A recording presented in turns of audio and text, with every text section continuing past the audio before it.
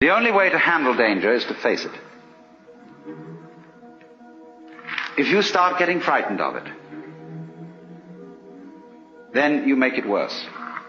Because you project onto it all kinds of bogies and threats which don't exist in it at all. Whenever you meet a ghost, don't run away. You must survive. That's the great thing we're all working on. And pounding it out day after day in anxiety. Because this is a description of anxiety. Anxiety is the fear that one of a pair of opposites might cancel the other. Forever.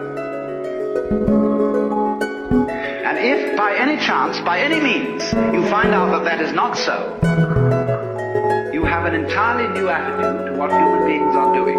Hey, yeah. Which may be very clear, but which also may be very dangerous.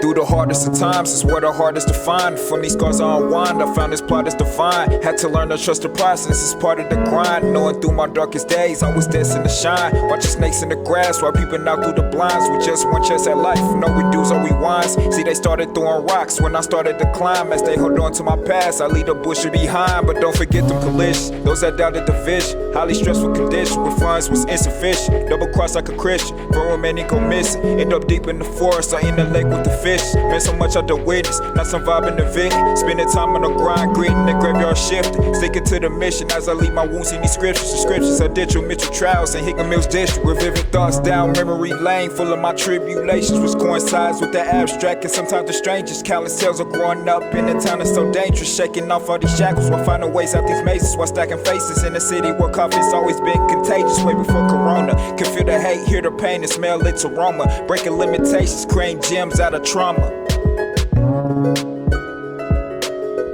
Anybody, as a matter of fact, can become aware that he is one with the eternal ground of the universe.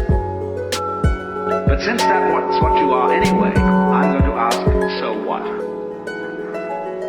When a hero goes on an adventure, and he leaves his people, and is going to a strange land, he can go away and just hide himself round the corner in an obscure house, and then appear a year later and say, I've been on a heroic journey, and tell all sorts of tales. And they say, prove it. Because they expect him to bring back something which nobody has seen before. Then they believe you've been on a journey. So in the same way exactly, anybody who goes on a spiritual journey must bring something back.